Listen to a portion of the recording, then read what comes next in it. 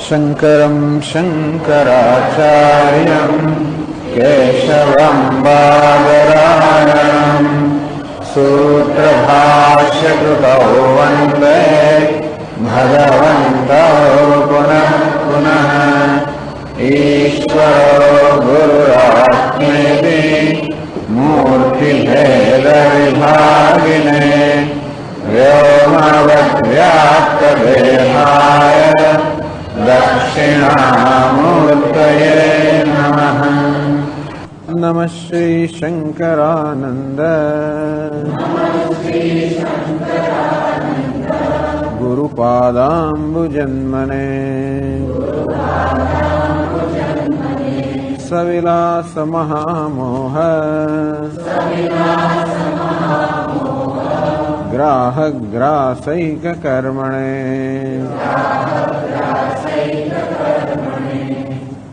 47 श्लोक थी।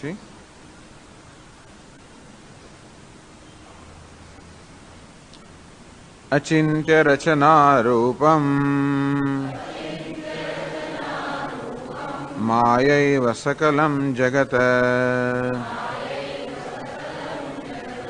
इति निश्चित्य वस्तुत्वम् अद्वैते परिशेष्यताम्। पुनर्द्वैतस्य वस्तुत्वम् भाति चेत्त्वं तथा पुनः। परिशीलय को वात्र प्रयासस्तेन ते वद। कियन्तं कालमिति चेत् खेदोऽयं द्वैत इष्यताम्। अद्वैते तु न युक्तोऽयम् सर्वानर्थनिवारणात्। क्षुत्पिपासादयो दृष्टाः यथा पूर्वं मयीति चेत् मच्छब्दवाच्येऽहङ्कारे दृश्यतां नेति को वदेत्। चिद्रूपेऽपि प्रसज्येरन् तादात्म्याध्यासतो यदि माध्यासं कुरु किन्तु त्वं विवेकं कुरु सर्वदा।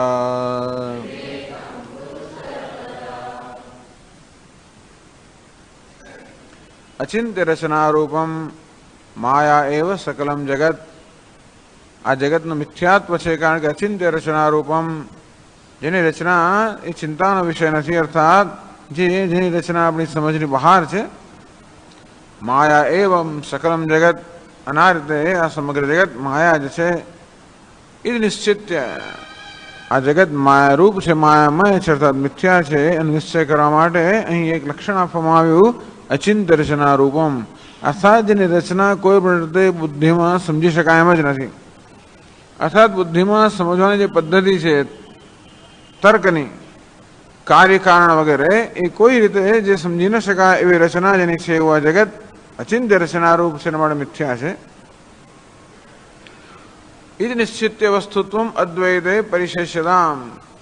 આ રીતે દ્વૈતમય જે જગત છે એ મિથ્યા છે, માયામય છે, એ પ્રકારે વિચિંત્ય આ રીતે બુદ્ધિમાં સમજીને અદ્વૈતે વસ્તુત્વમ પરિશેષ્યતામ, તેથી અદ્વૈત એ વસ્તુ છે, સત્ય છે, આ પ્રકારનો નિશ્ચય થવો જોઈએ.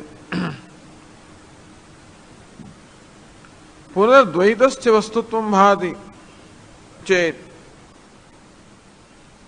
પ્રશ્ન કરે છે કે બરોબર છે, જ્યારે જ્યારે હું આવી રીતે વિચાર કરતો હોઉં ત્યારે તો મને દ્વૈતનું મિથ્યાત્વ સમજાય છે, મારી બુદ્ધિમાં હું સમજી પણ શકું છું, પરંતુ વારંવાર દ્વૈતસ્ય વસ્તુત્વમ પુનઃ પુનઃ ભાતિ, પણ વળી પાછું જે દ્વૈત જગત છે વારંવાર સત્ય હોય એ પ્રકારે વળી મારા મનમાં આ ઉપસ્થિત થઈ જાય છે પહેલાના પેલા સંસ્કારને કારણે. ઇતિ ચેત, તો શું કરવું? તથા પુનઃ પરિશીલય, જ્યારે જ્યારે વળી દ્વૈત સત્ય ભાષે ત્યારે વળી પાછાના મિથ્યાત્વનું ચિંતન કર. કોવાત્ર પ્રયાસ, એમાં શું મુશ્કેલી છે? એવું કરવામાં તને તકલીફ શું છે? તે વધે કેન્દમ કાલમિતિ છે, ક્યાં સુધી આ કર્યા કરવાનું? આ દ્વૈતના મિથ્યાત્વનો નિશ્ચય અને અદ્વૈતના સત્યત્વનો નિશ્ચય ક્યાં સુધી કર્યા કરવાનો? ઇતિ છેદ ખેદો એમ, આવો ખેદ કેમ થાય છે? આ દ્વૈતના મિથ્યાત્વ નિશ્ચયમાં ખેદ ના જન્મે. સર્વાનર્થ નિવારણાત, આ દ્વૈતનું જગતનું એટલે દુઃખનું, ટૂંકમાં દ્વૈતનું મિથ્યાત્વનો નિશ્ચય એટલે આપણને એક જ વસ્તુમાં રસ છે, જગતના મિથ્યાત્વ કરતા પણ આપણે આ દુઃખ મિથ્યા છે, શોક મિથ્યા છે, ભય મિથ્યા છે, એમાં આપણને રસ છે. ભલે જગત સત્ય રહ્યું પણ જગત સત્ય હોય તો ભય મિથ્યા હોય ના શકે. એટલા માટે કારણ કે આ ભયનું, શોકનું, દુઃખનું કારણ તો જગત છે ને. કારણ મિથ્યા હોય તો જ એનું કાર્ય મિથ્યા હોઈ શકે. એટલા માટે આ દ્વૈતના મિથ્યાત્વ નિશ્ચયમાં આટલો બધો આગ્રહ છે. એવું નથી કે વેદાંતી લોકોના જગત માટે કે દ્વેષ છે, એવું કશું નથી. મિથ્યા એટલે દ્વેષો નહીં, પરંતુ જે એની સત્યતા ન સમજવા, એની વાસ્તવિકતા ન સમજવાને કારણે જે છે એના કરતાં વધારે મહત્વ આપવામાં આવે છે, એને કારણે જ આ શોક વગેરે જન્મે છે. એટલા માટે દ્વૈત મિથ્યા છે એ પ્રકારનો નિશ્ચય વારંવાર કર્યા કર, તો તારો ખેદ જતો રહેશે. તું તો એવી રીતે પ્રશ્ન કરે છે ક્યાં સુધી આવું કર્યા કરવાનું, જાણે કે એમાં બહુ ખેદ ન થતો હોય. પણ નહીં, દ્વૈતના મિથ્યાત્વ નિશ્ચયમાં અને દ્વૈતની સત્યતાના નિશ્ચયમાં કે ખેદ ના હોવો જોઈએ. ખેદો એમ દ્વૈત ઈષ્યતા, ખરેખર તો આ દ્વૈતને સત્યતા આપી એ જ ખેદ ઉત્પન્ન કરનારું છે. અદ્વૈતે તું યુક્તો એમ, જ્યારે અદ્વૈતના સત્યત્વ નિશ્ચયમાં કોઈ ખેદ ન હોઈ શકે. સર્વ અનર્થ નિવારણાત, કારણ કે અદ્વૈત સત્ય છે એ પ્રકારનો નિશ્ચય બધા અનર્થનો નિવારણ કરનારો છે. આ ભેદભાવ મિથ્યા છે. જગત જુદું છે, હું જુદો છું, હું જગત કરતા જુદો છું, માટે અલ્પ છું, આટલો જ છું, બસ આ દેહ પૂરતો જ છું. આ પ્રકારે જે મર્યાદાની એક લાગણી છે એ જ બધું દુઃખ ઉત્પન્ન કરનારી છે. દ્વૈત મિથ્યા છે, અર્થાત આ મર્યાદાની લાગણી મિથ્યા છે. જે મર્યાદિત પણ અનુભવી રહ્યો છું એ મિથ્યા છે. મિથ્યા છે અર્થાત અધ્યારોપિત છે. ક્યાંક મર્યાદિતપણું છે ખરું, હું જ્યાં માનું છું ત્યાં નથી. દેહમાં મર્યાદિતપણું છે, બુદ્ધિમાં છે. લોકો એને સત્ય ઠેરવવા, તકલીફ શું થાય છે એમાં કે કારણ કે પોતે પૂર્ણ છે એવું એવું એવું સિદ્ધ કરવાની તો બહુ જરૂર છે, એમાં શંકા જ નથી. પોતે પૂર્ણ છે, મહાન છે, અનંત છે, એવું પુરવાર કરવાની બધાને જરૂર છે જ. અને લોકો માત્ર પોતાની બુદ્ધિ અનંત છે એવું પુરવાર કરવા માંગે. એમ ટૂંકમાં ઉપાધિને પછી ઉપાધિને આત્મા માન્યો હોવાને કારણે આ ઉપાધિ પૂર્ણ છે, એ મહાન છે એવું સિદ્ધ કરવામાં લોકો આખી જિંદગી ખલાસ થઈ ગયા. ટૂંકમાં કોઈ તો સિદ્ધ થતું જ નથી. 2-4 જણ લોકો સાથે સિદ્ધ કરું, કોઈ બીજા 2-4 જણમાં ભળી બધા જાહેર થઈ જાય. ક્યાંક ક્યાંક મારી મહાનતા સિદ્ધ કરી શકું, મારી બુદ્ધિની પ્રતિભાને, કશી પ્રતિભાને કારણે. એથી વધારે પ્રતિભાવાળો કોઈ નીકળ્યો એટલે વળી પાછી હતા ત્યાં. અને એટલા માટે બિચારો માણસ કેટલો વ્યર્થ પ્રયત્ન કરી કે કેટલો દુઃખી થાય છે. એટલે જેની મહત્તા સિદ્ધ કરવાની છે એની સિદ્ધ કરવાને બદલે જે મહાન નથી એની મહત્તા સિદ્ધ કરવામાં તૂટી જાય બિચારો માણસ. આખી જિંદગીમાં આ જ પ્રયત્નમાં જતો રહે છે. એટલે ખેદો એમ દ્વૈત ઈષ્યતામ, આ બધો ખેદ તો દ્વૈતમાં છે. અદ્વૈતે તું યુક્તો એમ, અદ્વૈતના વિષયમાં ખેદ ન હોઈ શકે. આત્મા મહાન છે એ ચિંતનમાં કોઈ ખેદ ના હોય. ક્યાં એનો ખેદ હોય? વેદાંત શાસ્ત્ર પણ આટલું કહે છે. તત્વમસી એવું જયારે કહેવામાં આવે છે ત્યારે એક જ કહેવામાં આવે છે કે તું તત્ એટલે ઈશ્વર છે, પૂર્ણ છે, મહાન છે. કોઈ જાતનો તારામાં કોઈ ઉણપ નથી, કોઈ અલ્પતા નથી. એટલે આમાં ખેદ શું હોય? જ્યારે જ્યારે દુનિયામાં જઈએ ત્યારે વિરુદ્ધ જ કહેવામાં આવતો હોય છે. જાત જાતના નામ આપણા માટે લોકો પ્રયોગ કરતા હોય છે આપણી ગેરહાજરીમાં. અને તેથી ટૂંકમાં આપણા વિશે લોકોનો કયો ખ્યાલ છે એવું ભૂલથી જાણવા માટે બહુ નર્વસ થઈ જાય આપણે. ટૂંકમાં જગત હંમેશા પણ આવું જ કયા કરતો હોય છે કે કેટલો મૂર્ખ છે અને કેવું છે, અને ટૂંકમાં બધા પ્રકારની મર્યાદાઓ જ હંમેશા બહાર છતી થતી હોય છે. એક વેદાંત શાસ્ત્ર જેવું છે જ્યાં પણ કહેવામાં આવે છે કે તારામાં કોઈ અલ્પતા નથી, તારામાં કોઈ ઉણપ નથી, તારામાં કોઈ દોષ નથી, તું નિર્દોષ છે, નિર્ગુણ છે, સત્ય છે, પૂર્ણ છે, શુદ્ધ છે. તો પાપી છું અને ફલાણો છું કઈ નહીં, નિત્ય શુદ્ધ, નિત્ય બુદ્ધ, નિત્ય મુક્ત. આવું કેન્દ્ર છે કોણ? આવું સાંભળવામાં જ આનંદ છે, બીજું કઈ નહીં. તો ટૂંકમાં અદ્વૈત એટલે કે આત્મા, એ આત્માના સત્યત્વ નિશ્ચયનો ખેદ છું. સર્વ અનર્થ નિવારણાત. અને આ રીતે આત્માના ની વાસ્તવિકતા પર ચિંતન કરવાથી સર્વ અનર્થ, બધા જ અનર્થ આત્માની અર્થાત પોતાની અલ્પતામાંથી જન્મેલા, અલ્પતાના ખ્યાલમાંથી જન્મેલા છે. એટલે જેને કારણે હું દુઃખી થઉં છું એ વસ્તુ કઈ છે કે હું અલ્પ છું, મર્યાદિત છું, પરિચ્છિન્ન છું. બસ એ વસ્તુ દુઃખ આપનારી છે, એ વસ્તુ મિથ્યા છે. તો એ પ્રકારના ચિંતનમાં કોઈ ખેદ હોઈ જ ના શકે. જે ક્ષણે એ પ્રકારનું ચિંતન થાય એ ક્ષણે હું મુક્તિનો અનુભવ કરું છું. એટલે હું પૂછશો નહીં ક્યાં સુધી આ કર્યા કરું, પૂછવાની જરૂર નથી. ચાલો મને નિશ્ચય થઈ ગયો કે હું અદ્વૈત છું, અદ્વિતીય છું, એકમેવ અદ્વિતીય પૂર્ણ છું, તોય પણ ક્ષિત પિપાસાદયો દૃષ્ટા યથા પૂર્વમય. પહેલા અદ્વૈત નિશ્ચય થયા પહેલા, સત્યનું જ્ઞાન થયા પહેલા, અર્થાત મારા પોતાના આત્માના વાસ્તવિક સ્વરૂપનો નિશ્ચય કે નિર્ણય થયા પહેલા, જ્ઞાન થયા પહેલા જે મને ભૂખ તરસ લાગતી હજી પણ લાગ્યા જ કરે છે, તેનું શું?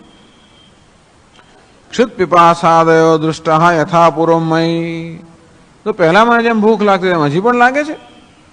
પહેલા 40 ડિગ્રીમાં જેમ અસ્વસ્થ બની હજી પણ બની જાઉં છું, તો હજી પણ મને એવું ને એવું જ થાય છે. અને તેથી આત્માના અદ્વિતીયતાના કે સત્યના કે પૂર્ણતાના નિશ્ચયથી શું થયું? એ તો એનું એ જ છે.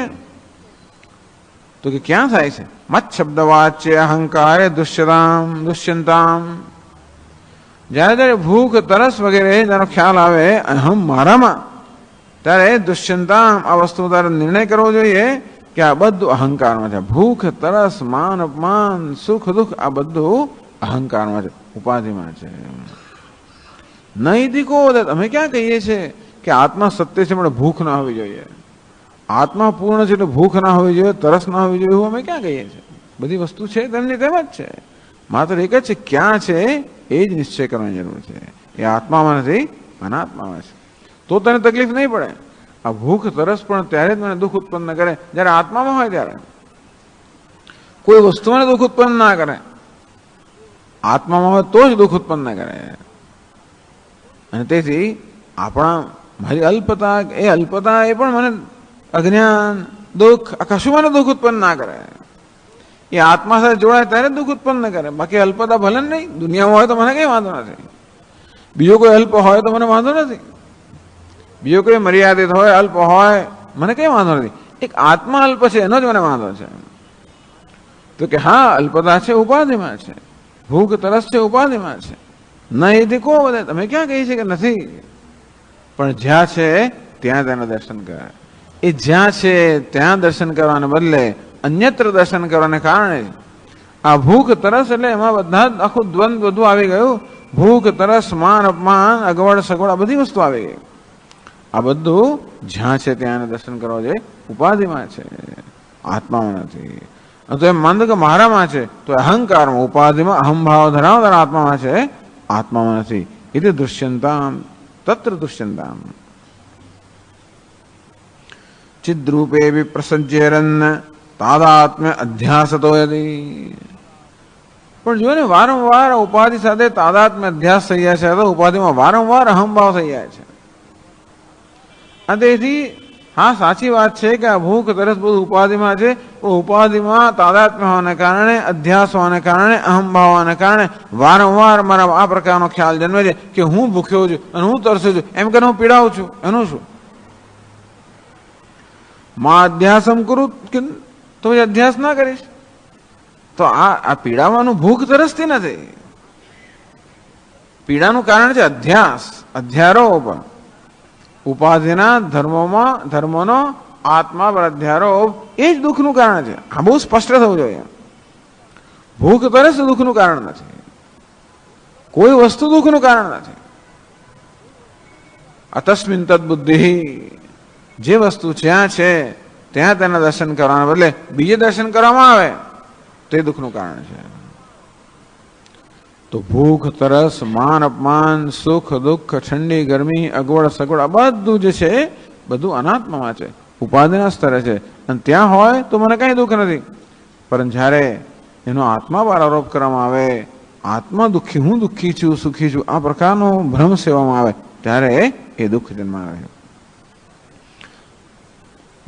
યદિ ચેત મા અધ્યાસમ કરું, એટલે કે અધ્યાસ ના કરીશ. આજે અધ્યાસ એટલે અધ્યારોપ કરવાની એક સ્વભાવ પડી ગયો છે ને અનાદિકાળથી, તો કે એમાંથી મુક્ત થવાની જરૂર છે. કિંતુ ત્વમ વિવેકમ કુરુ સર્વદા, સર્વદા ત્વમ વિવેકમ કુરુ, પરંતુ સદા સર્વદા સતત વિવેક કર્યા જ કર. આત્મા અનાત્માનો વિવેક સતત કર્યા કરો. કારણ કે આ સ્વાભાવિક અધ્યાસમાંથી મુક્ત થવાની આવશ્યકતા છે. એ ચર્ચા 251 શ્લોકથી ચાલુ રાખે છે.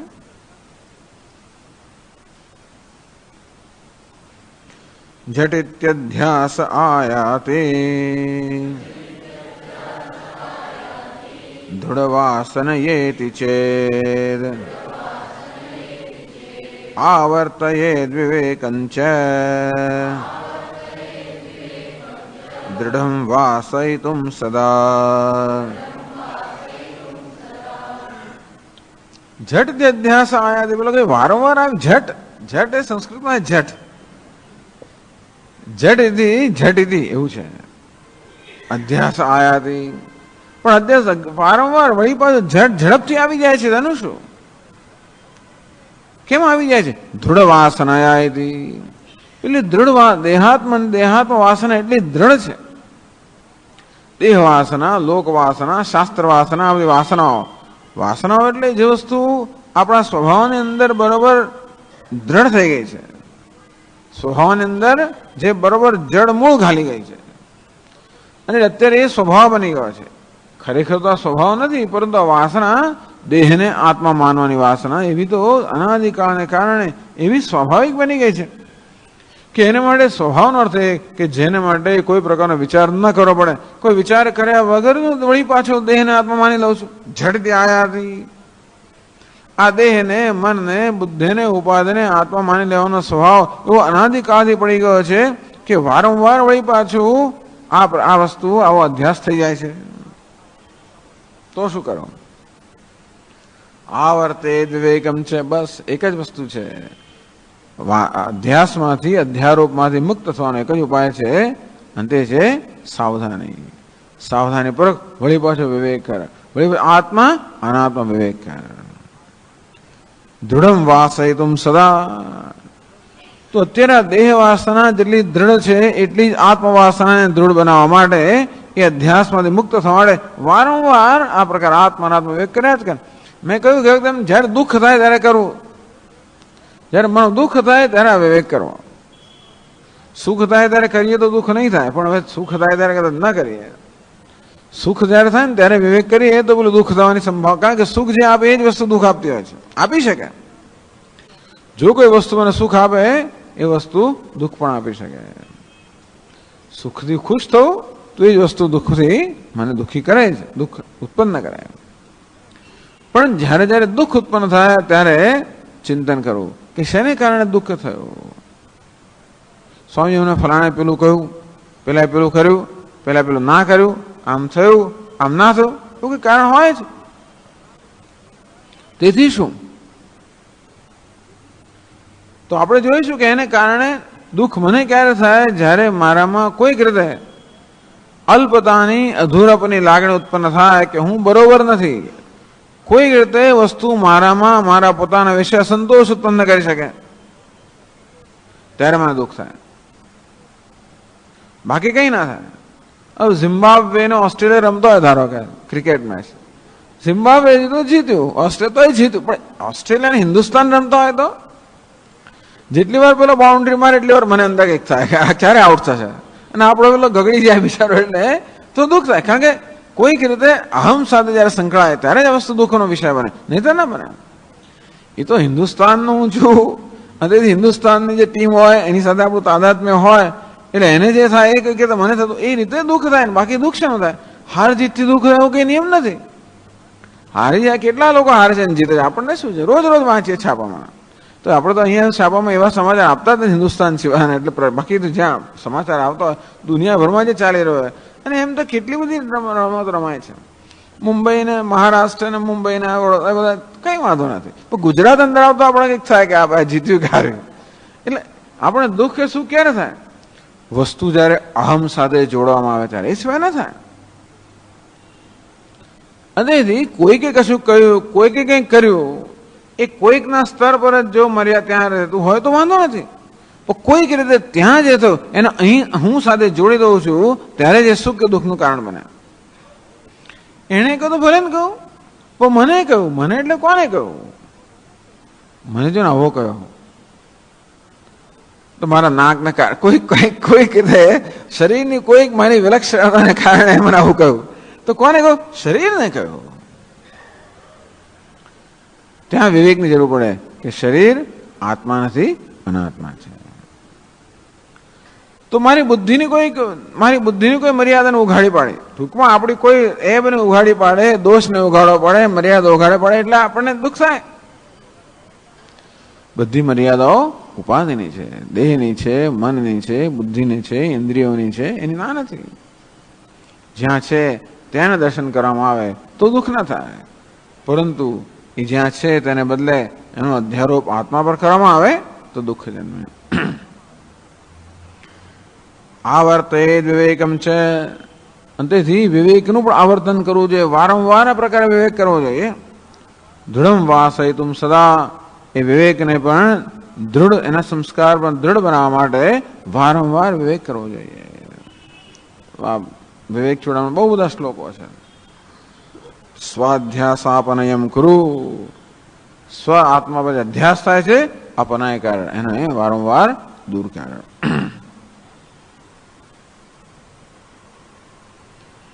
હવે આગળ પ્રશ્ન કે નનુ વિચારેણે દ્વૈતસ્ય માયામયત્વમ યુક્ત્યા એવ સિદ્ધ્યતિ.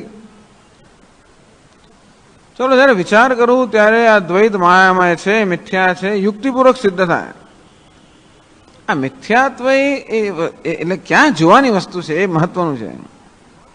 આ મિથ્યાત્વ એટલે મને કશું દેખાય, આંખોથી દેખાય, કે મિથ્યાત્વ એ બુદ્ધિમાં જોવાનો વિષય છે? એ નક્કી કરવા માટે પ્રશ્ન કરે છે કે દ્વૈતસ્ય મિથ્યાત્વમ માયામયત્વમ વિચારેણ યુક્ત્યા એવ સિદ્ધ્યતિ. આમ જોઉં છું ત્યારે મને, પણ હું જયારે વિચારથી યુક્તિપૂર્વક જયારે વિચાર કરું ત્યારે આ જગતનું દ્વૈતનું મિથ્યાત્વ, માયામયત્વ, મિથ્યાત્વ હું જોઈ શકું છું. ના અનુભવ થતો નથી. એક બીજો કોમ્પ્લેક્સ અનુભવ. તો દ્વૈત વિશે જયારે હું મનમાં વિચાર કરું બુદ્ધિમાં, તેનું મિથ્યાત્વ સમજવામાં મને કોઈ મુશ્કેલી નથી. આપણે કહ્યું તે પ્રમાણે એક તો બાધ યોગ્ય છે માટે, અચિંત્ય રચના રૂપ છે માટે, તો તેથી જે નથી વાસ્તવમાં છતાં ભાષે રહ્યું છે અને મારા દ્વૈત મિથ્યા છે એવું જયારે હું બુદ્ધિથી વિચાર કરું ત્યારે એનું મિથ્યાત્વ નિશ્ચય થાય છે. પણ જયારે વ્યવહાર કરતો હોઉં અને વિચાર ન કરતો હોઉં ત્યારે તો મિથ્યાત્વનો અનુભવ થતો નથી. અર્થાત આ મિથ્યાત્વ એ માત્ર બુદ્ધિની સમજનો વિષય છે, મારા અનુભવનો વિષય નથી એમ કે છે. અનુભવ એટલે શું? બુદ્ધિની સમજ એટલે શું? ન અનુભવ તો આશંક્ય. તો એ અચિંત્ય રચનાત્વ લક્ષણ મિથ્યાત્વ અનુભવસ્ય સ્વસાક્ષિકત્વાદ. તો કે તમને મિથ્યાત્વનો અનુભવ નથી એવું શા પરથી કહો છો? આ દ્વૈતનું મિથ્યાત્વ આગળ ઘણી વાર કહી ચૂક્યા છે આપણે કે દ્વૈતનું મિથ્યાત્વ એ કોઈ આંખોથી જોવાનો વિષય, ઇન્દ્રિયથી જોવાનો વિષય નથી, અનુભવનો વિષય નથી. એ બુદ્ધિથી જોવાનો વિષય છે. કેટલીક વસ્તુ આપણે બુદ્ધિથી જોતા હોઈએ છીએ, આંખોથી ન દેખાય તો બુદ્ધિમાં દેખાય. જેમ કે આપણને આંખોથી તો સૂર્યનો ઉદય થતો હોય એમ લાગે, સૂર્યનો અસ્ત થતો હોય એમ લાગે, સૂર્ય પૂર્વથી પશ્ચિમમાં ચાલી રહ્યો એમ લાગે. શેનાથી અનુભવ શું છે? આંખોથી, કે સૂર્ય આ રીતે ઉદય થાય છે, અસ્ત થાય છે. તો બુદ્ધિમાં શું અનુભવ છે? બુદ્ધિમાં દ્રષ્ટિ શું છે? તો કે નહીં, સૂર્ય સ્થિર છે અને પૃથ્વી ફરી રહી છે. હવે સૂર્યની સ્થિરતા અને પૃથ્વીનું ફરવું એ અનુભવ છે કે નહીં આપણને? શું છે? અનુભવનો વિષય નથી તો નથી કેમ?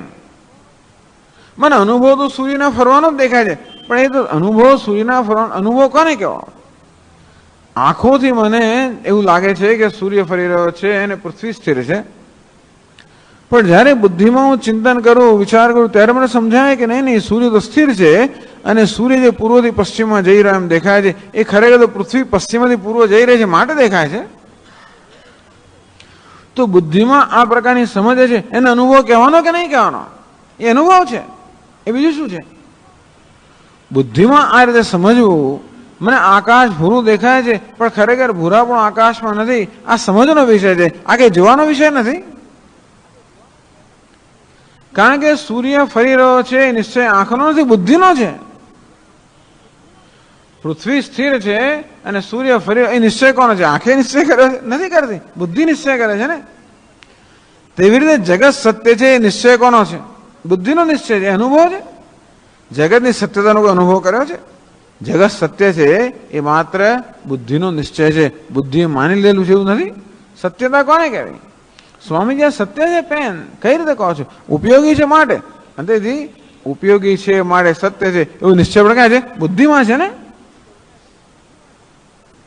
તો તેથી અચિંત્ય રચના રૂપ છે માટે મિથ્યા છે એવું નિશ્ચય બુદ્ધિમાં જ જન્મવાનો. જ્યાં સત્યનો નિશ્ચય છે ત્યાં જ મિથ્યાત્વનો નિશ્ચય થવાની જરૂર છે. એનું નામ અનુભવ. એટલે અનુભવ કોને કહો એ પણ બહુ મોટી વસ્તુ છે. આમ અદ્વૈત નામ કંઈક આમ ઝણઝણાટી કયું થવું જોઈએ ઇન્દ્રિયના સ્તર પર, એને અનુભવ કેવો? આ બધું જગત સત્ય છે એ પ્રકારનો આપણે એને અનુભવ કહેતા હોઈએ, એ અનુભવ શું છે? વાસ્તવમાં બુદ્ધિનો નિશ્ચય છે, બીજું કઈ નથી. જ્યાં સફરજન સત્ય છે, જ્યાં સુધી દૂરથી જોવામાં આવે આ સફરજન કેવું છે? સત્ય છે. એના હાથમાં લો હડકો, હડકો તો કદાચ ખબર ના પડે, હડકો તો ખબર પડે, પણ હાથમાં લો તો ખબર પડે કે આ સત્ય નથી, આ સાચું સફરજન નથી. એટલે હવે આ સફરજનના મિથ્યાત્વનો અનુભવ થયો. સમજ? હા, હાથમાં લીધું ત્યારે અનુભવ થયો, પણ હાથમાં લીધું ત્યારે પણ અનુભવ કેવો થયો? ના, સફરજનનું જે વજન હોવું છે ને એવું આનું વજન નથી, આ તો પોકળ છે. એટલે મને હવે આ સફરજનના વજનનો અનુભવ થયો, છતાં પણ સફરજનના મિથ્યાત્વનો નિશ્ચય ક્યાં થયો? સફરજનના મિથ્યાત્વનો નિશ્ચય તો બુદ્ધિમાં થયો ને. એ મિથ્યાત્વનો નિશ્ચય કરવા માટે ધારો કે વજન એ મારો માપદંડ હોય, કે અમુક વજન વાળું આ સફરજન હોય, કે અમુક સુગંધ વાળું હોય, કે અમુક પ્રકારના લક્ષણો હોય તો એ સત્ય છે. એ સફરજન સત્ય હોય તો જે પ્રકારના લક્ષણ સફરજન હોવા જોઈએ એવા લક્ષણ સફરજનમાં નથી, માટે સફરજન મિથ્યા છે. પણ એ મિથ્યાત્વનો નિશ્ચય છે ક્યાં થાય છે? બુદ્ધિમાં થાય છે. એટલે સફરજન મિથ્યા છે એવો અનુભવ એટલે શું? સફરજન મિથ્યા છે એ પ્રકારનો બુદ્ધિનો નિશ્ચય. કારણ કે સફરજન સત્ય છે એવો અનુભવ એટલે શું? સફરજનના મિથ્યાત્વનો નિશ્ચય થયા પહેલા મારા મનમાં એવો નિશ્ચય હતો કે સફરજન સત્ય છે, પણ એ સફરજન સત્ય છે એવો અનુભવ એટલે શું? તો એને સત્યતાનો અનુભવ છે. ક્યાં અનુભવ છે? બુદ્ધિમાં નિશ્ચય છે કે સફરજન સત્ય છે. આપણે અનુભવ કરીને બહુ ગૂંચવાડો, અનુભવ શબ્દ વિશે ઘણો ગૂંચવાડો પ્રવર્તમાન છે. તો જેવી રીતે આ સફરજન સત્ય છે એ પણ અનુભવ કેવો છે? બુદ્ધિનો નિશ્ચય માત્ર છે, બીજું કઈ નથી. અને તે રીતે આ સફરજન મિથ્યા છે એ પણ શું છે? બુદ્ધિનો નિશ્ચય જ છે. એનું નામ અનુભવ, બીજા કઈ અનુભવની જરૂર નથી. ન અનુભવતા હે પેલો કે જગતના દ્વૈતનો અનુભવ મને થતો નથી, હું જ્યારે વિચારથી યુક્તિથી વિચાર કરું ત્યારે જગતના મિથ્યાત્વનો બુદ્ધિમાં નિશ્ચય થાય છે, બુદ્ધિમાં સમજ જન્મે છે, પણ અનુભવ જ થતો નથી. બુદ્ધિમાં સમજ એનું નામ જ અનુભવ. અચિંત્ય રચનાત્વ લક્ષણ મિથ્યાત્વ અનુભવસ્ય. અને બુદ્ધિમાં એ મિથ્યાત્વ નિશ્ચય થયો એવી મને સમજ ક્યાંથી પડી, એવું જ્ઞાન ક્યાંથી થયું? કારણ કે બુદ્ધિને પણ ઉજાડનાર કોઈક છે. બુદ્ધિમાં જે કે નિશ્ચય થયો એ નિશ્ચયને પણ ઉજાડનાર એનો પણ સાક્ષી છે, અને તેથી એને અનુભવ કહેવાય. જ્યારે કોઈ વસ્તુનું સાક્ષી પણ હોય તો એ સાક્ષીત્વનો વિષય હોય અનુભવ. અર્થાત આ જગતનું મિથ્યાપણું એ પણ અનુભવનો વિષય છે. બુદ્ધિનો નિશ્ચય છે અને બુદ્ધિનો નિશ્ચય સાક્ષીના અનુભવનો વિષય છે. એટલે જગત મિથ્યા છે એવો અનુભવ નથી, એ પણ એક વહેમ છે, એ પણ એક ભ્રમ છે. જગત મિથ્યા છે એ પણ આપણા અનુભવનો વિષય બને. એટલું સાચું કે વારંવાર પેલા જગતને સાચું માની લેવાની ટેવ એ સ્વભાવ વારંવાર આપણો કબજો લઈ લે અને તેથી પેલો મિથ્યાત્વ નિશ્ચય ખસેડાઈ જાય, એ જુદી વાત છે. એટલે જ કહેવામાં આવ્યું કે જ્યારે જ્યારે આ મિથ્યાત્વ નિશ્ચય બુદ્ધિમાંથી ખસી જાય તો વળી પાછો એને ત્યાં સ્થાપિત કરો. પણ જ્યારે સ્થાપિત કરવામાં આવે છે ત્યારે આપણા અનુભવનો વિષય હોય છે. એટલે 252માં શ્લોકમાં કહે છે એ જ વસ્તુ કહે છે. વિવેકે દ્વૈત મિથ્યાત્વમ યુક્તૈવેતિ ન ભણ્યતા અચિંત્ય રચનાત્વસ્ય અનુભૂતિર્હિ સ્વસાક્ષિકે.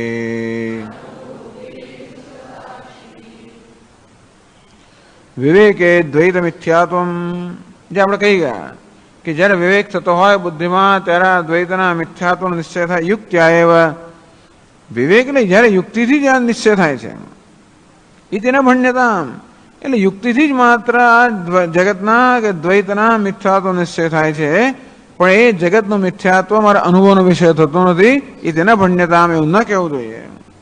કેમ? અચિંત્ય રચનાત્વ અનુભૂતિ. જ્યારે જ્યારે બુદ્ધિમાં જગત વિશે જરા પણ વિચાર કરું ત્યારે જગતની રચના અચિંત્ય છે એ બુદ્ધિ મારી જોઈ શકે છે. સ્વસાક્ષિકી, એ તો આત્મા એનો સાક્ષી છે. આત્મા એનો એટલે એ સ્વસાક્ષિકી. ટૂંકમાં જગતના મિથ્યાત્વ ઇન્દ્રિય ભાષ્ય નથી. આ સફરજન જોવું એ શું છે? ઇન્દ્રિય ભાષ્ય છે, અર્થાત ઇન્દ્રિયના જ્ઞાનનો વિષય છે. પણ સફરજન સત્ય છે એ ઇન્દ્રિયના જ્ઞાનનો વિષય છે. એ શાનો વિષય છે? બુદ્ધિનો વિષય છે. તે જ રીતે સફરજન મિથ્યા છે એ ઇન્દ્રિયના જ્ઞાનનો વિષય નથી, એ કેવું છે? સાક્ષી ભાષ્ય. તો બે પ્રકારના અનુભવો છે, એક છે ઇન્દ્રિય ભાષ્ય, બીજું છે સાક્ષી ભાષ્ય. જેમ કે સૂર્યનો ઉદય થયો, સૂર્યનો અસ્ત થયો એ ઇન્દ્રિય ભાષ્ય અનુભવ છે. પરંતુ સૂર્ય સ્થિર છે અને પૃથ્વી ફરી રહી છે એ સાક્ષી ભાષ્ય છે, ઇન્દ્રિય ભાષ્ય નથી. એટલે જગતના મિથ્યાત્વનો અનુભવ સાક્ષી ભાષ્ય છે.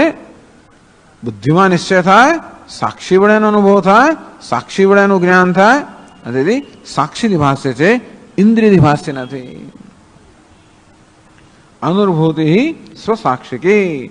આમ આ બુદ્ધિમાં જે મિથ્યાત્વ નિશ્ચય થાય એ સાક્ષી વડે ભાષિત છે, અને માટે મિથ્યાત્વનો અનુભવ નથી, એ પણ વાત બરાબર નથી. ટૂંકમાં મિથ્યાત્વનો અનુભવ એ ઇન્દ્રિયથી થનારો અનુભવ નથી, એ બુદ્ધિમાં થતો નિશ્ચય છે.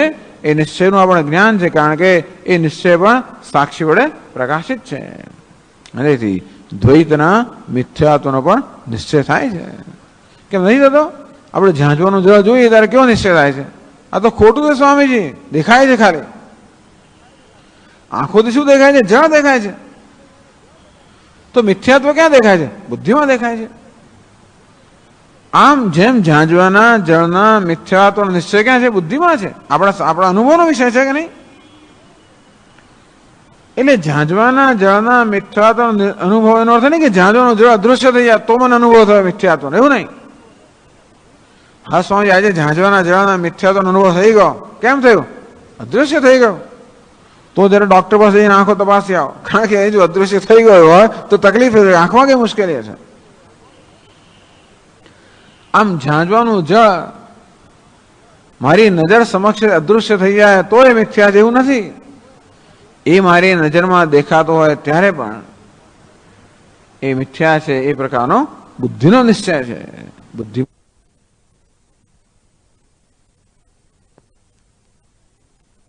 જોતો હોય છે, આંખમાંથી તો જોઈએ છે ખરા, મોટાભાગની વસ્તુ બુદ્ધિમાં જ જોવાની હોય છે ને. સ્વામીજી એને મારું અપમાન કર્યું, હવે એ નિશ્ચય ક્યાં થયો? બુદ્ધિમાં થયો. સ્વામીજી આજે તને બહુ સારી રીતે મારી સાથે વર્તાવ કર્યો, એ પણ નિશ્ચય ક્યાં થયો? બુદ્ધિમાં જ થયો. આંખોથી તો એ હસતો દેખાયો, હસીને વાત કરી એટલે કે મારો આદર કર્યો કે નિયમ નથી, પણ એ હસવાને બુદ્ધિએ આદર સાથે સરખાવ્યો અને નિશ્ચય થયો કે મારો આદર થયો. કે મોં ચડેલું હતું એટલે મારો અનાદર થયો. એ પણ બુદ્ધિએ બે વસ્તુ જેમાં દેખાય છું, ચડેલું મોં દેખાયું કે ઉતરેલું મોં દેખાયું, જે દેખાયું તે. પણ નિશ્ચય શું થયો? મારું અપમાન થયું.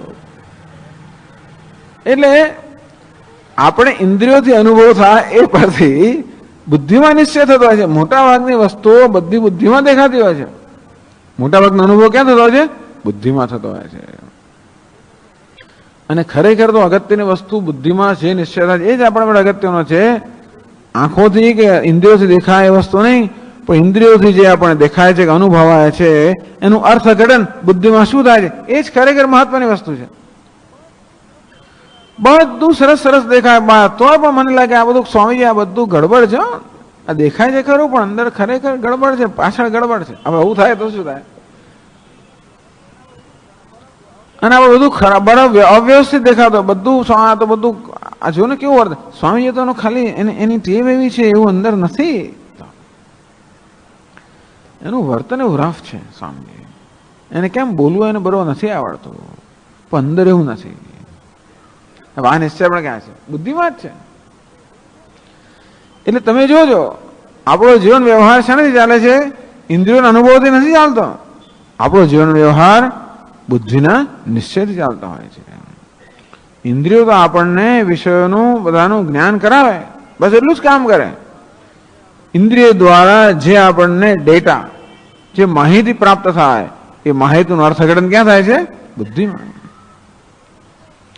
બસ એ જ અનુભવ છે. આ બુદ્ધિનો નિશ્ચય જ નામ જ અનુભવ. તેમ જગત સત્ય છે પણ નિશ્ચય છે બુદ્ધિમાં. તો જો જગતની સત્યતાનો અનુભવ કહેતા હો એનો અર્થ એ કે બુદ્ધિના નિશ્ચયને તમે અનુભવ કહો છો. તો જગત મિથ્યા છે એ નિશ્ચય પણ ક્યાં છે? બુદ્ધિમાં છે. તો જગતની સત્યતાનો અનુભવ કહેતા હો તો જગતના મિથ્યાત્વનો પણ અનુભવ કહેવો જ જોઈએ, કારણ કે એ પણ બુદ્ધિનો જ નિશ્ચય છે. આમ આટલા બધા શ્લોકોમાં જગતના મિથ્યાત્વનો એ દ્રઢ બનાવવામાં આવ્યું. કેમ છે? અચિંત્ય રચનારોપમ. આ પ્રકારનું એક લક્ષણ મિથ્યાપણાનું કે મિથ્યાનું લક્ષણ કહેવાનું અચિંત્ય રચનારૂપમ. જેની રચના અચિંત્ય છે, અર્થાત જેની રચના ચિંતનથી બહાર છે, અર્થાત મનની સમજથી બહાર છે, બુદ્ધિની સમજથી બહાર છે. એનું નામ છે અચિંત્ય રચનારૂપમ. નનુ અચિંત્ય રચનાત્વમ મિથ્યા પદાર્થ લક્ષણ મુક્તમ. આપ કહો છો કે મિથ્યા જગત, તો મિથ્યાપણાનું આપણે લક્ષણ કયું ગયું? જે અચિંત્ય રચના રૂપ છે, અર્થાત અચિંત્ય છે, અર્થાત જેનું આપણે બુદ્ધિથી તાગ ન કાઢી શકીએ. તો બુદ્ધિ તાગ ન કાઢી શકીએ માટે જગત અચિંત્ય છે અને માટે મિથ્યા છે. તો આત્મા પણ એવો જ છે ને ત્યારે યતો વાચો નિવર્તન્તે અપ્રાપ્ય મનસા સહ. આત્મા વિશે શું કહેવાય છે? યતો વાચો નિવર્તન્તે અપ્રાપ્ય મનસા સહ. મન સહિત જ્યાંથી વાણી પાછી ફરે, અર્થાત વાણી કે મન જેનો તાગ ન કાઢી શકે, જેનું વિષયકરણ ન કરી શકે, એ આત્મા છે. આત્મા પણ કયો છે? અવ્યક્તોયમ અચિંત્યોયમ અવિકાર્યોયમ ઉચ્યતે.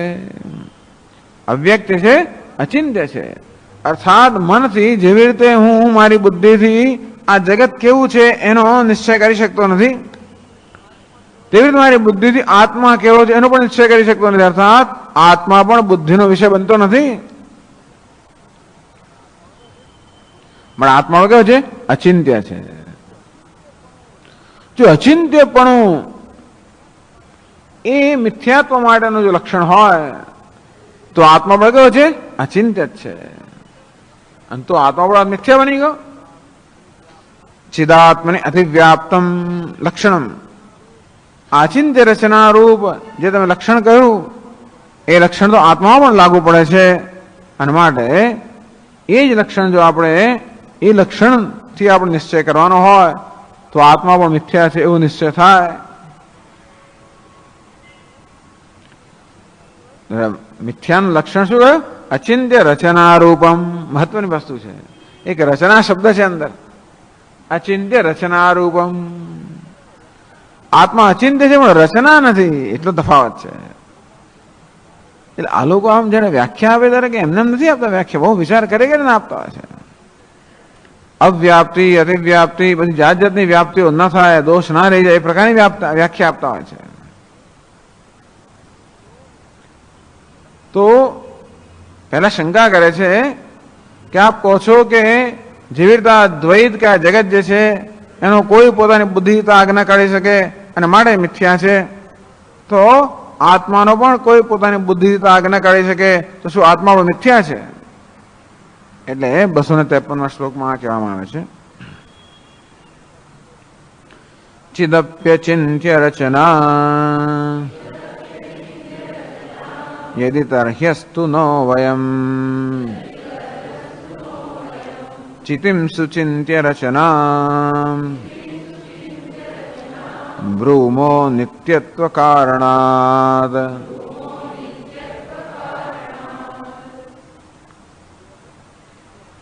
ચિદપી અચિંત્ય રચના યદિ, એટલે પૂછે છે કે આ ચિત્ત પણ અચિંત્ય રચના છે, અર્થાત એ પણ ચિંતનનો વિષય નથી, એ પણ ચિંતનની બહાર છે. અરે ભાઈ, ચિંતન કરનાર મન છે એનું પણ સાક્ષી છે ને. યેન મનસાન મનુતે યેન આહુર મનોમતમ. મન વડે જેનું મનન ન કરી શકાય, પરંતુ યેન આહુર મનોમતમ, જેના વડે મન મતમ અર્થાત મનનું માપ કરાય છે, અર્થાત મનનું મનન થાય છે, અર્થાત જેના વડે મન પણ પ્રકાશિત થાય છે. તો મન જેનું ચિંતન ન કરી શકે, મનન ન કરી શકે, પણ જેને કારણે મન મનન કરે છે એવો આત્મા છે. તેથી આત્મા મનનો પણ સાક્ષી હોવાના કારણે મનનો વિષય નથી, સાચી વાત છે. તેથી આમ ઘટપટને હું જેવી રીતે જોઈ શકું એમ આત્માને જોઈ ન શકું, એ તો જવા દો. પણ જેવી રીતે હું કોઈ બીજી વસ્તુનો મનની અંદર જેમ ચિંતન કરી શકું, ગણેશ કોઈ પણ મનની અંદર એનું ચિંતન કરી શકું, એમાં દર્શન કરી શકું, એ રીતે પણ આત્માના દર્શન ન કરી શકું. કારણ કે આત્મામાં એવું કોઈ પણ લક્ષણ નથી જેને કારણે એ મનના દર્શનનો વિષય થઈ શકે. જાતિ, ક્રિયા, ગુણ, સંબંધ કોઈ પ્રકારનો વિશેષ આત્મા ન હોવાના કારણે આત્મા મનના દર્શનનો વિષય ના બની શકે. એટલે આત્મા કેવો છે? અચિંત્ય છે. વાત સાચી છે. ચિદપી અચિંત્ય રચના. અંતો આમ આપની ચિત્ત ના આપે તો લક્ષણ આપ્યું કે અચિંત્ય હોય એ મિથ્યા છે. ચિત્ત અર્થાત આત્મા પણ અચિંત્ય છે, માટે પણ મિથ્યા ઠર્યો. યદિ એવું જો આપને કહેવાનું હોય તો તર્હિ અસ્તુ, ભલે વાત તમારી સાચી છે, આત્મા અચિંત્ય છે, અર્થાત એ પણ મન કે બુદ્ધિના દર્શનનો વિષય ન બની શકે. તો પછી તો આત્મા મિથ્યા જ તો કે નહીં? પ્રાગ ભાવ યુક્તત્વે સતી અચિંત્ય રચનાત્વ મિથ્યાત્વ લક્ષણમ. તો મિથ્યાત્વનું લક્ષણ જે કહ્યું ને અચિંત્ય રચના રૂપમ કે અચિંત્ય રચનાત્વમ, એમાં એક જરાક વિશેષતા ઉમેરે છે. પ્રાગ ભાવ યુક્તત્વે સતી, અચિંત્ય હોય ને રચના પણ હોય ત્યારે મિથ્યા છે. માત્ર અચિંત્ય ને રચના કોને કહેવાય? રચના એટલે જેનું સર્જન થયું છે, જેને રચના થઈ છે. હવે સર્જન થયું ક્યારે કહીએ? જ્યારે સર્જનની પૂર્વ ક્ષણમાં વસ્તુ ન હોય ત્યારે આપણે કઈ સર્જન થયું. આ ઘડાનું સર્જન થયું ક્યારે કહીએ? સર્જન પહેલા ઘડો ન હતો. એટલે પોતાના સર્જન પહેલા કે પોતાની ઉત્પત્તિ પહેલા ન હોવું એ અવસ્થાને શાસ્ત્રમાં પ્રાગ અભાવ કહે છે. પ્રાગ એટલે કે પહેલા, અભાવ એટલે કે ન હોવું, પહેલા ન હોવું, ક્યારેક ન હોવું. ચલો ક્યારેક ન હોવું. જગતના બધા પદાર્થો કેવા છે? અહીં દરેકની રચના થયેલી છે, સર્જન થયેલું છે. એનો અર્થ એ થયો કે જગતનો કોઈ પણ પદાર્થ એની રચના થઈ પહેલા ન હતો.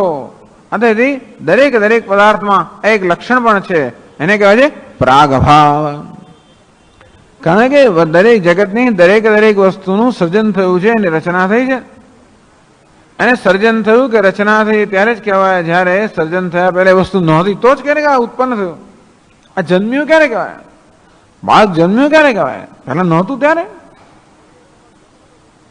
સ્વામી તમારો જન્મ થયો, ભાઈ જન્મ નથી થયો, હું તો હતો, ગઈકાલે હતો, આજે નથી જન્મ થયો. તો જન્મ ક્યારે કહેવાય? જ્યારે એ પહેલા ન હતો ત્યારે. પ્રાગ અભાવ એને કહેવાય. પ્રાગ અભાવ, પહેલાનો અભાવ. તો આ જગત અચિંત્ય તો ખરું, પણ જોડે એમાં એક બીજી પણ વિશેષતા છે. એ છે કે એમાં પ્રાગ અભાવ અર્થાત એની રચના પહેલા એ વસ્તુ ન હતી. પ્રાગ અભાવ યુક્તત્વે સતી અચિંત્ય રચનાત્વમ. તો જો મિથ્યાત્વનું બરોબર વ્યવસ્થિત લક્ષણ કર્યું કે જે પોતાના સર્જન પહેલા ન હોય અને અચિંત્ય રચના ધરાવનારું હોય, જેની રચના અચિંત્ય અર્થાત બુદ્ધિની બહારનો વિષય છે, જેની ચિંતા અર્થાત જેની રચના સમજાવી જ ન શકાય કોઈ રીતે. આ કેમ ઉત્પન્ન થયું? આપ તો કહો છો કે આ સમગ્ર જગત એની ઉત્પત્તિ પહેલા એક અદ્વિતીય બ્રહ્મ હતું, ચૈતન્ય હતું, સત હતું. તો પછી એમાં દ્વૈત આવ્યું કેવી રીતે? સમજાવી ના શકાય. એમ જગતની કોઈ પણ ઘટના વિશે આપણે સમજાવી ના શકીએ કે આ કેમ આમ છે, કેમ, એ પ્રશ્નનો ઉત્તર કોઈ આપી ના શકે. સ્વામી ભગવાને આ જગત રચ્યું તો આવું કેમ રચ્યું? એનો ઉત્તર નથી.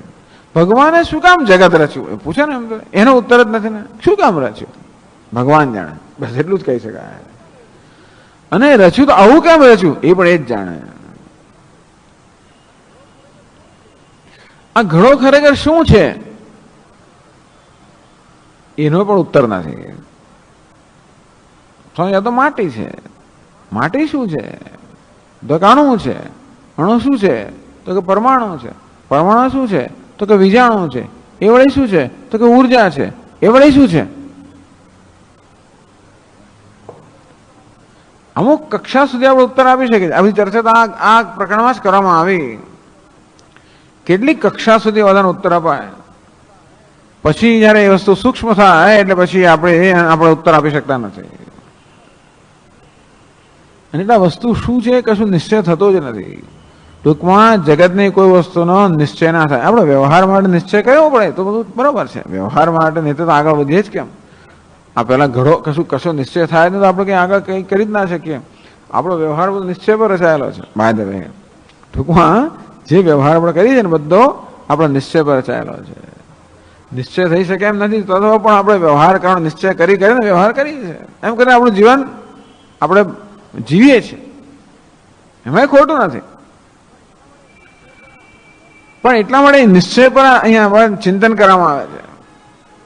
આપણે કહ્યું તે પ્રમાણે આપણો દરેક વ્યવહાર આપણી બુદ્ધિમાં જે નિશ્ચય થયો છે એ નિશ્ચયથી પ્રેરિત હોય છે.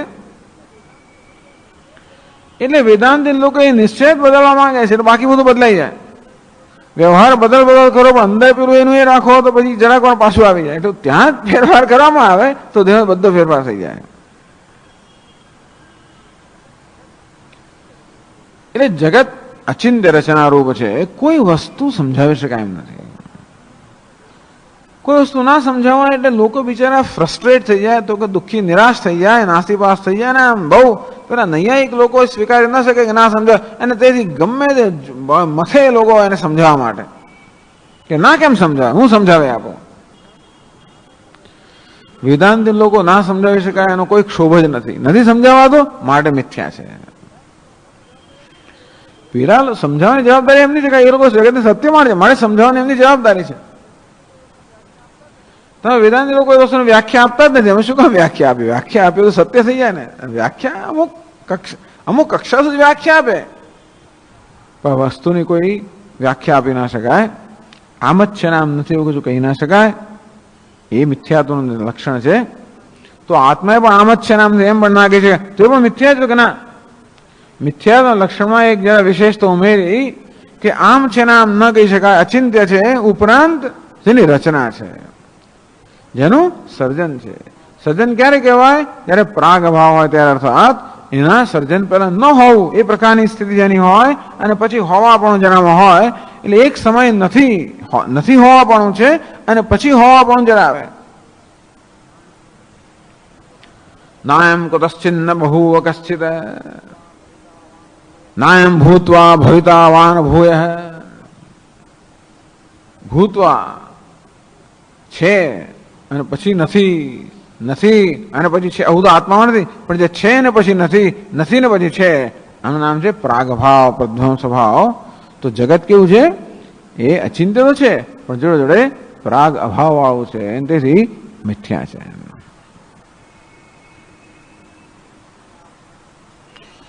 મિથ્યાત્વ લક્ષણ વિવક્ષુ અચિંત્ય રચનાત્મા આત્મા અંગીકરોતિ. આત્મા અચિંત્ય રચના છે, અંગીકાર કરે છે, પણ જોડે કહે છે કે આત્મા અને અનાત્મામાં, આત્મા અને જગતની અચિંત્યતામાં એટલો ફેર છે. બંને અચિંત્ય રચના સ્વીકારીએ તો પણ એક કેવું છે? જગત પ્રાગ અભાવ વાળો છે, આત્મા કેવો છે? પ્રાગ અભાવ વગરનો છે. આટલો ફેર છે. નો વયમ ચિતિમ સુચિંત્ય રચનામ બ્રુમઃ. અમે એમ કહેતા નથી કે આ ચિત્ત છે અર્થાત આત્મા જે સુચિંત્ય રચના છે, અર્થાત એ ચિંતન કરી શકાય એ પ્રકારની રચનાઓ છે, એમ નથી કહેતા. ત્યારે શું કહો છો? નિત્યત્વ કારણાત. એ રચના જ નથી. આત્મા રચના જ નથી. કેમ રચના નથી? કારણ કે નિત્યત્વ કારણાત. આત્મા નિત્ય હોવાના કારણે એનું સર્જન થયેલું નથી, એ તો છે જ. આત્માનો પ્રાગભાવ નથી. એવો કોઈ સમય ન હતો જ્યારે આત્મા ન હતો. નિત્યત્વ કારણાત. આત્મા નિત્ય હોવાના કારણે એ રચના નથી અને તેથી એ પણ અચિંત્ય છે પણ રચના નથી.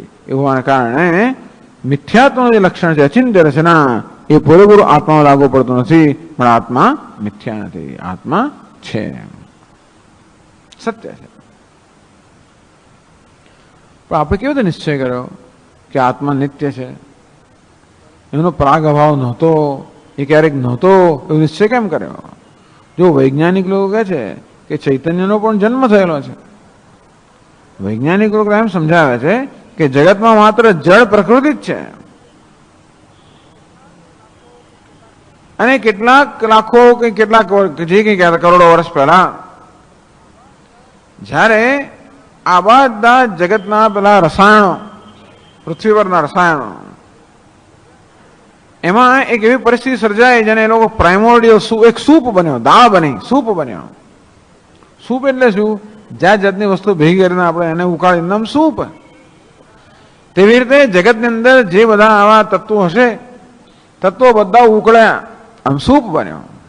એમાંથી ચેતનાનો ઉદય થયો. એ પહેલા ચેતના નહોતી, ચેતનાનો પણ જન્મ થયો. ત્યારે એમને માટે તો પ્રકૃતિનો જન્મ નથી, ચેતનાનો જન્મ થાય છે. આપ કઈ રીતે કહો છો કે ચેતનાનો જન્મ નથી? ચેતનાનો પ્રાગભાવ નથી, અર્થાત ક્યારે એવું ન હતું કે ચેતના નથી, એવું નિશ્ચય આપણે શા માટે કહો છો? ચિતે નિત્યત્વમ કુતઃ. આ ચિત અર્થાત ચેતના એટલે કે આત્મા નિત્ય છે, એ કઈ રીતે? આશંક્ય પ્રાગ અભાવ અનુભવ અભાવાત. એ આત્માની કે ચૈતન્યની પ્રાગ અભાવ એને ન હોવા પણ ક્યારે અનુભવનો વિષય ના બની શકે. અનાત્મા છે એ ન હોવા પણ અનુભવ થાય, પણ આત્માના ન હોવા પણ અનુભવ ક્યારે પણ ન થઈ શકે. બહુ મહત્વનું છે. અનાત્માના ન હોવા પણ અનુભવ થાય, પરંતુ આત્માના ન હોવા પણ અનુભવ ક્યારે પણ ના થઈ શકે.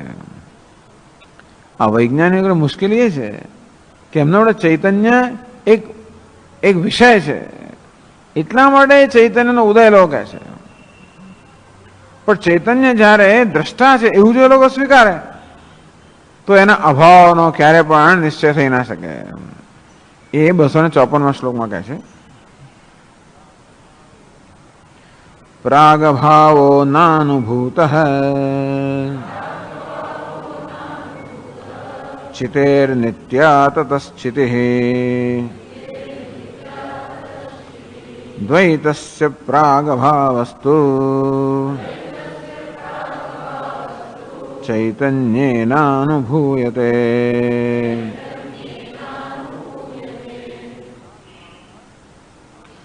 પ્રાગભાવઃ ન અનુભૂતઃ ચિતેઃ ચિતેઃ પ્રાગભાવઃ ન અનુભૂતઃ. આ ચિતિ એટલે ચેતના એટલે આત્મા, એનો પ્રાગભાવ. પ્રાગભાવ એટલે પહેલા ન હોવા પણ. જો ઘડો જન્મે પહેલા ન હતો એટલે ઘડામાં પહેલા ન હોવા પણ છે, મારે કે ઘડાનો જન્મ છે. તે તો પણ આત્માનું પહેલા ન હોવા પણ પ્રાગ અભાવ એ ક્યારે પણ અનુભવનો વિષય બની જ ના શકે.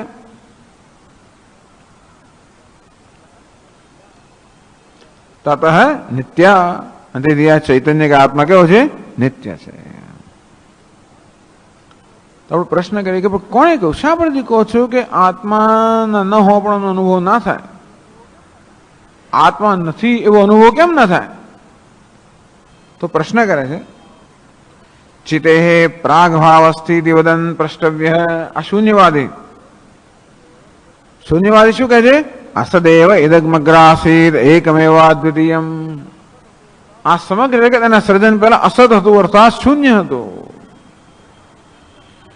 અને એમના કહેવા પ્રમાણે આત્મા ચૈતન્ય છે, એનું પણ મૂળ સ્વરૂપ કયું? શૂન્યતા. એટલે શૂન્યતા એ અભાવ એ જ આ જગતનું સત્ય છે એવું કહેનારા પણ લોકો છે. તો આપણે એને પ્રશ્ન કરીએ કે શૂન્યતાનો અનુભવ, શૂન્યતા અનુભવનો વિષય ખરો કે નહીં? કશુંક છે એવું ત્યારે જ કહી શકાય જ્યારે અનુભવનો વિષય હોય, એ સિવાય ન કહી શકાય. તો આ ચૈતન્યની કે આત્માની શૂન્યતા, આત્માનો અભાવ એ અનુભવનો વિષય છે? તો કે હા. એ કોના અનુભવનો વિષય છે? ચિત્ત પ્રાગભાવ કેમ ચિતાનુભવે છે તો અન્યને. अब અમને કહો કે ભાઈ આત્માના અભાવ, આત્મા ન હોવા પણ એનો અનુભવ કોને થાય છે? આત્માને થાય છે કે બીજા કોઈને થાય છે? હું નથી, આત્મા નથી એટલે હું નથી. આ હું નથી એવો જે અનુભવ છે, આપ જે કહો છો કે ભાઈ અમને તો હું નથી, હુંના અભાવનો અનુભવ થાય છે, એટલે કહે છે કે હુંનો પણ તત્વ અભાવ જ છે. જગતનો મૂળ જો અભાવ હોય તો હુંનું મૂળ પણ અભાવ છે. તો હું એટલે કે આત્મા નથી એવો અનુભવ કોને થાય? આત્માને થાય છે કે બીજાને થાય છે? જો અનાત્માને થતો, અનાત્મા જળ છે, જળનો અનુભવ થઈ ના શકે. નાન્યેન તદન્યસ્ય જડત્વેન અનુભવિતૃત્વ અનુપત્તે.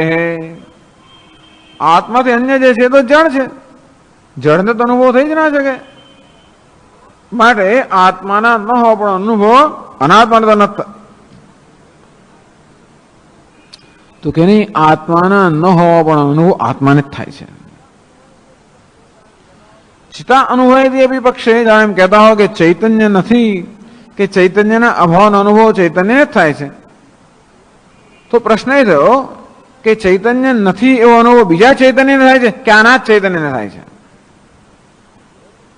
તો કે બીજા ચૈતન્ય થાય છે. તો બે ચૈતન્ય ક્યાંથી તમે લાવ્યા? અમે તો કહીએ ચૈતન્ય એક અને અદ્વિતીય છે, અને તેથી આ અદ્વૈતમાં બીજા ચૈતન્યને સ્વીકારવામાં આવતું જ નથી. અને બીજું ચૈતન્ય જેવું એવું કોઈ પુરવાર કરી ના શકે કે ચૈતન્યને વળી આ ચૈતન્ય ક્યાં પૂરું થયું અને બીજું ક્યાં શરૂ થયું? આમ કે આ પ્રકાશ કેટલા પ્રકાશ, સ્વામી જેટલી ટ્યુબલાઇટ એટલે અહીંયા પ્રકાશ છે, પણ આ ટ્યુબલાઇટનો પ્રકાશ ક્યાં પૂરો થયો અને બીજી ટ્યુબલાઇટનો પ્રકાશ ક્યાં શરૂ થયો? એની કોઈ સીમા રેખા છે? પ્રકાશ અનેક છે એ પ્રકાર એવો નિશ્ચય કેવી રીતે કરી શકાય? તેવી રીતે ચૈતન્ય અનેક છે એવો નિશ્ચય કેવી રીતે થઈ શકે? ચૈતન્યની કોઈ સીમા રેખા હોય, મર્યાદા હોય કે ભાઈ આ ચૈતન્ય અહીં પૂરું થયું અને પેલું ત્યાં શરૂ થયું તો બરાબર છે. એવું ક્યારે થઈ શકે? ચૈતન્યમાં કોઈ પ્રકારની વિશેષતા હોય ત્યારે. એમાં કોઈ રૂપ હોય, એમાં કોઈ ગુણ હોય, એમાં કોઈ વિશેષતા હોય. ચૈતન્યમાં એવું તો છે જ નહીં. એકો દેવ સર્વભૂતેષુ ગૂઢ. અને ચૈતન્ય એ કેવું છે? કોઈ પ્રકારના નામ, કોઈ પ્રકારની વિશેષતા વગરનું છે. એના માટે બે છે એવું ચૈતન્યમાં કહી શકાય. ચૈતન્ય કેવું છે? એક જ છે. એના માટે ચૈતન્યના અભાવનો કે ચૈતન્યના ન હોવા પણ અનુભવ બીજા ચૈતન્યને ન થઈ શકે, કારણ કે બીજું ચૈતન્ય છે જ નહીં.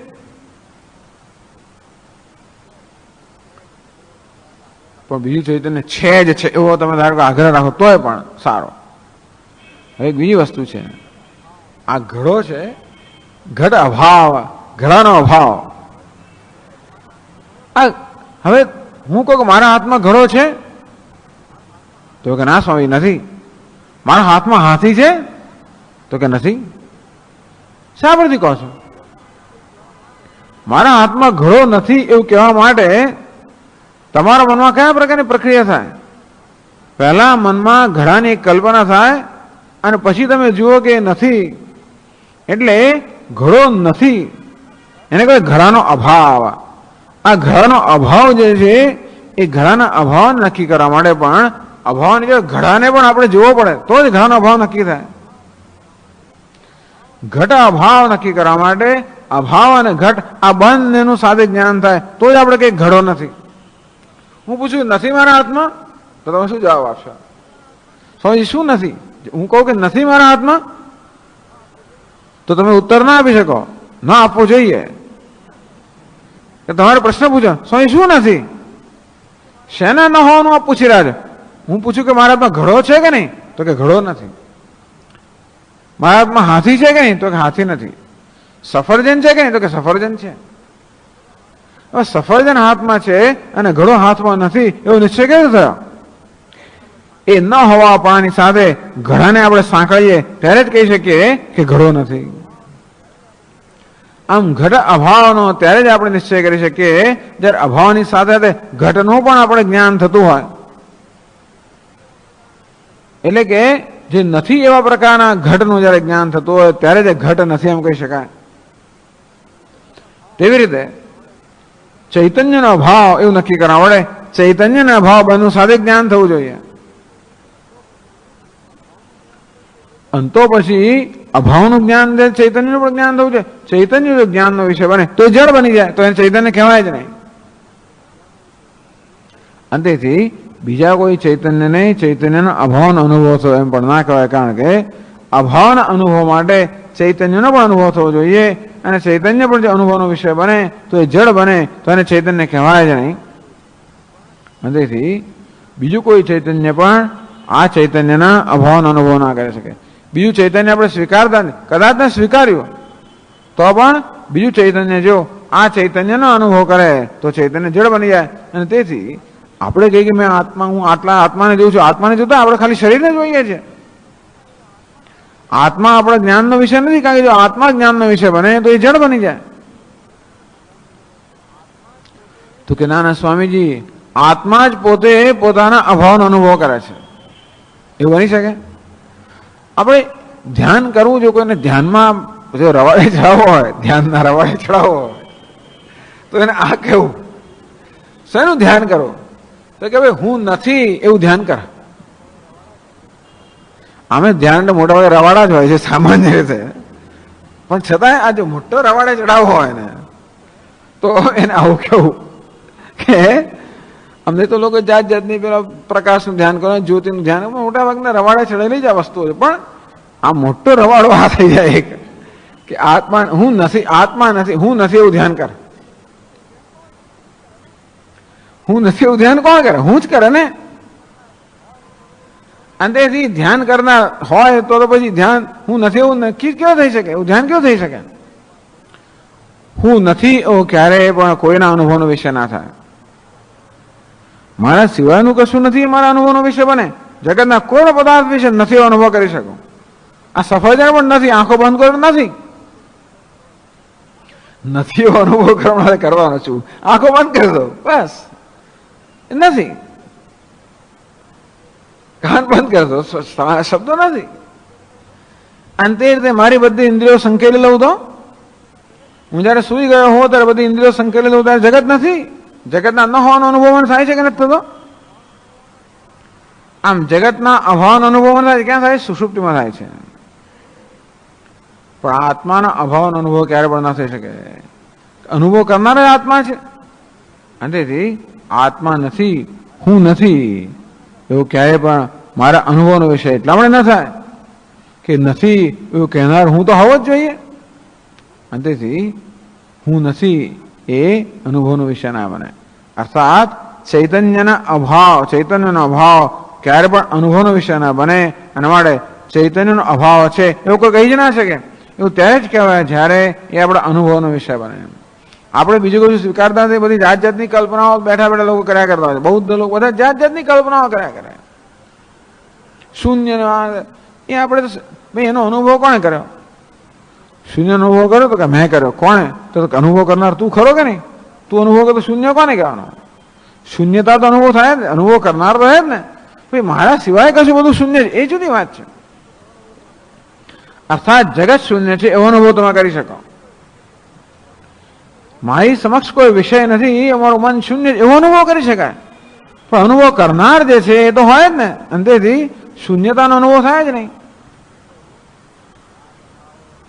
એટલે કહ્યું પ્રાગ ભાવો અનુભૂત સ્થિતે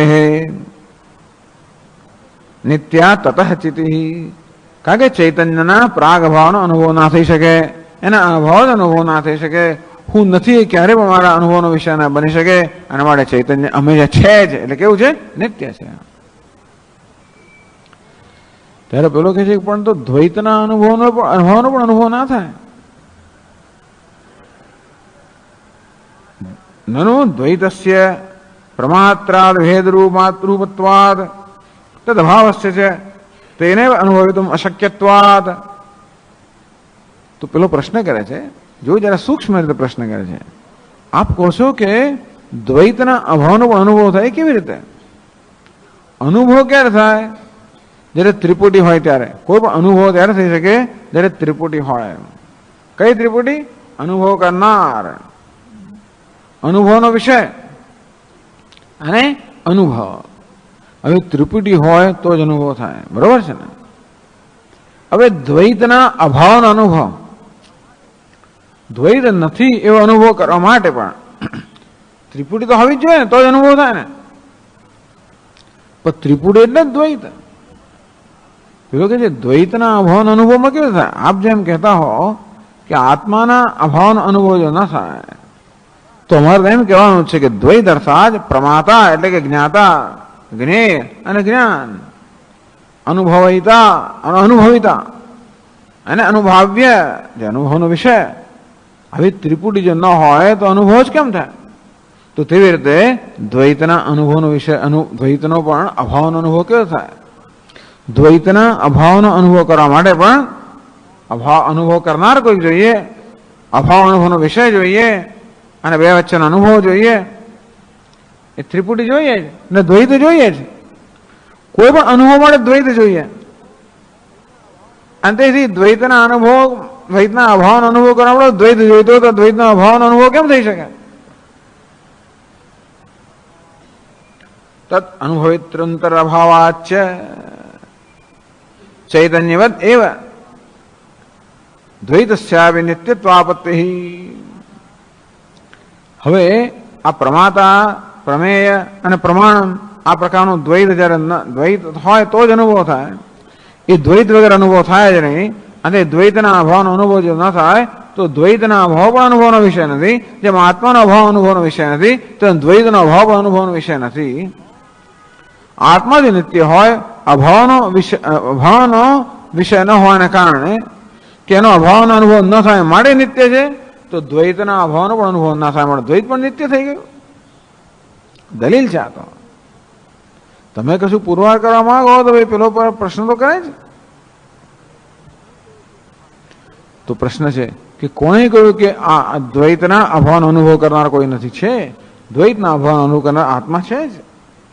દ્વૈતસ્ય પ્રાગભાવ વસ્તુ ચૈતન્યેન અનુભૂયતે. આ દ્વૈતનો પ્રાગભાવ, દ્વૈતનો ન હોવા પણ તો ચૈતન્યના અનુભવનો વિષય છે. જાગ્રતાદિ દ્વૈત અભાવસ્ય સુષુપ્તૌ સાક્ષિણા અનુભૂયમાનત્વાत्. જાગ્રતમાં દ્વૈત છે, સ્વપ્નમાં દ્વૈત છે, સુષુપ્તિમાં આ બધા દ્વૈતનો લય થઈ જાય છે. અને ત્યારે પણ એ બધા દ્વૈતના અભાવને પણ પ્રકાશિત કરનાર બુદ્ધિ તદ્વૃત્તિ તદ અભાવ, બુદ્ધિ એની વૃત્તિ અને એના અભાવને. તો બુદ્ધિ અને વૃત્તિઓ જાગ્રત અને સ્વપ્નમાં હોય, ઈશ્વરનો અભાવ સુષુપ્તિમાં હોય. સુષુપ્તિમાં એટલે ન કિંચિત અવેદિશમ, મને કશાનું જ્ઞાન ન હતું, આ પ્રકારે અભાવનો પડતે અનુભવ છે. એટલે સુષુપ્તિ અવસ્થા છે, સમાધિ અવસ્થા વગેરે, જ્યાં આગળ આ દ્વૈતના અભાવનો પણ પ્રકાશિત કરનાર છે આત્મા.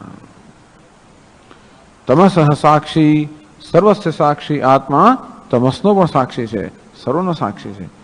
તેથી દ્વૈતના અભાવ અનુભવનો વિષય છે, આત્માનો અભાવ ક્યારે અનુભવનો વિષય નથી. પણ આત્મા નિત્ય છે, દ્વૈત કેવું છે, રચનાવાળું છે, સાદી છે, આદિ છે, અર્થાત આરંભવાળું છે.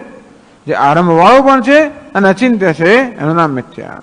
આત્મા અચિંત્ય છે પણ આરંભવાળો નથી, માટે મિથ્યા નથી.